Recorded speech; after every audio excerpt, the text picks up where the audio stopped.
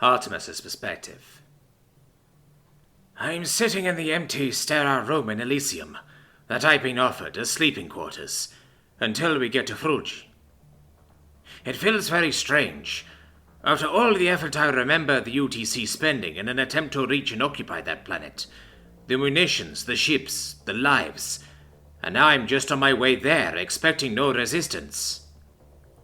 I look at the device in my hand, a temporary hollow. Of course, it isn't truly a holopad for me. What with still being legally dead, there are many functions that aren't available, like banking, for instance. So right now, it's more like a partial pad. I mash a thumb into the one person whose contact information I have who's not on this ship. I push the call off the top of the screen, where it snaps to the wall. It's answered, and I see the face of a woman who thought me dead for 33 years, until a week ago. Artie, she beams. It's so good to talk to you again. I'm happy to see you too, Penelope, I answer stiffly, unsure how to greet the sister I haven't seen in more than half a lifetime. She clearly notices but chooses not to bring it up, saying instead, So, what's up? You're just calling for a chat, or has something happened that you need to let me know about? Just a chat. It still doesn't feel real. Any of this. All still feels too good to be true, like at any moment I might wake up. I might find that being rescued was just a fever dream, and I'm back on Melanor, hungry, cold, and sick. She gives me a sympathetic smile. Artie, I can't pretend to be able to relate to the second part of that, but I know exactly what you mean about the first. I can't count the nights I lay awake wishing to get a call, like the one I got last week. A call telling me that you, Lyra, Petros, Ierson, Mum or Dad, has been found and were coming home. That I wasn't the last living member of our family. It doesn't feel real to me either. Like, at any point, my husband might wake me up and I'll realize this was just a wonderful dream. I'd say, whether we're dreaming or not, we should enjoy this moment while we can. I nod appreciatively, before saying, I still can't believe you're married, Penelope. She smirks. Yes, well, I wasn't going to stay a teenager forever. Married and with nearly adult children. I can't wait for you to meet them. You're sure that your husband and kids are okay letting a stranger stay in their house? I ask uncertainly. Artie, she says with mock disapproval, you're not a stranger, you're my brother. They know all about you. They grew up on stories of their brave Uncle Artimus.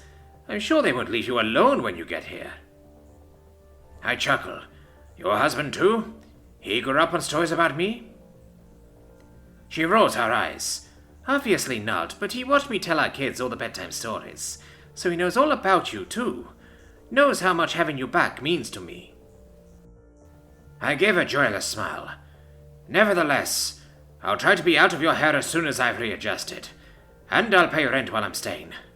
I'll definitely be able to afford it with the extravagant 30 years of time and a half I'm receiving as back pay. Artie, she says sternly, I'm not taking a single credit from you. You are staying here until I think you're ready to leave, and this will be the last time you will use expressions like out of your hair. I want you in my hair, Artie. I chuckle. You remind me of Mum when you get aggressively caring like that, Penelope. Good, she says emphatically.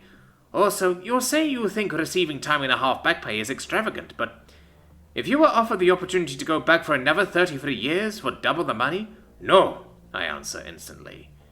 There isn't a sum that could get me back on that planet. She cocks an eyebrow and says, Then it isn't extravagant, is it? My mouth twists. It's not like it's the military's fault I was stranded. The back pay cum reparations they're giving me could pay the salary of 50 Marines for a year. Smirking, she answers, Yes, and they would effectively be begging for every publication in Terran space to run stories about how the UTCM does not care for last survivor of UTCS Leonidas. Veteran Marine kicked to the curb after spending 33 years a castaway. I'm certain they don't want that kind of PR. So don't worry about the UTCM, alright? They're big boys and girls and they have deep pockets. I puff mirthlessly. Penelope's perspective. Artie's eyes are so... sad isn't the right word. Miserable, morose, mournful, haunted. I can't pretend to know what he's been through. Half a lifetime a castaway, and most of that time alone. I'm sure it will take a long time before he's readjusted. He'll probably never be the same as he was before. It would be nice if, when he got here, he felt up to the task of going to uni and earning that degree he never got. It would be nice if he could instantly click back into place in the society that he's been absent from for the most transformative years in all of history. It would be nice, but, well, I don't think that kind of thing's going to be in the cards for a while. I'll be there for him, no matter how long it takes. I'll be there to look after him the way he looked after me when we were kids. I've been given the second chance that anyone who's ever lost would die for. I'm not going to squander it. I'm going to save every second I can get with Artie to make up for 33 years of lost time. I give a warm, heartfelt smile to my brother, who, though 12 kilolights away, has a beating heart in his chest, just like I spent so many years wishing. He opens his mouth to say something, but only gets as far as, "Penel," before seeming to think better of it. "What is it, Artie?" I ask. "It's nothing," he lies. "Oh, no, you don't. You think I'm going to let something my brother wants to say go unsaid? You're dreaming." "Spit it out, you big dog. Whatever it is," I tease. He hesitates a few more moments before saying, "I was just wondering if you could show me Mount Taygetos." Waiting for some unreasonable part of this request, I stay silent for a few moments before saying, "That's all." He looks uncomfortable for a few moments before answering, "Yeah, every time I thought of home, while I was on that planet, I always pictured that mountain standing over the valley. I want to see it again." Softly now, I answer, "All right, Artie, sure. Just give me a moment to go out to the roof," before switching the call back to my holo, picking it up and walking outside. I go up the stairs built into the back of my family home, and come out onto the rooftop terrace. I turn the camera around to show the Evrotas Valley, with Mount Taygetos looming over it, most of the winter snow melted off of it now that it's June. I hear him audibly gasp. I almost apologize for the weather not being ideal today, but realize, just in time, that it would probably cheapen the moment. Instead I ask, "Is it like you remembered?" "No. It's even more beautiful." Sitting on one of the outdoor chairs we keep on the roof, facing away from the mountain to allow both it and myself to be visible in the same shot for him, I ask, "Once you're back on Earth, Artie, do you want to claim it together? We could do it as a family or just the two of us, whatever you prefer. Doesn't have to be right away." He smiles. "I love that, Penelope." "Let's do it then," I grin. "And in the meantime, I want you to tell me all about these people you're with. Any sexy space babes?" "Well," he answers uncomfortably. "Oh my god," I say, a grin spreading across my face. "There is one, isn't there?" He sighs before saying, "There's a Nakotiv princess in my dorm." "Wow, a princess? But I don't recognize that species name. What do they look like?" "They're brown and orange-furred centaurs, but part deer instead of horse, and with enormous orange antlers." "And you fancy a roll in the hay with the centaur princess?" I smirk. "More like she fancies one with me. I find it a bit of a hump to get over attraction-wise. The fact that she looks like a human painted orange and wearing a headdress, until I see her sideways facing eyes. Or her face or hands that look almost like hers, but just uncannily off. Or how, when she stands up, she's a head taller than me." "And yet," I smirk, "when I asked you if there are any sexy space babes, you thought of her instantly." His face goes beet red as he responds, Just because she's flirting is all." "She clearly has a thing for silver foxes. You should consider getting those streaks modded in permanently. They're quite flattering." His hand goes to his hair to trace along the silver lines that are still left from before his regen. He gives a half-hearted smile, but says nothing. "All right, so what does this ship that rescued you actually do?" He shrugs. Don't know. You never asked what they do? He frowns. I asked.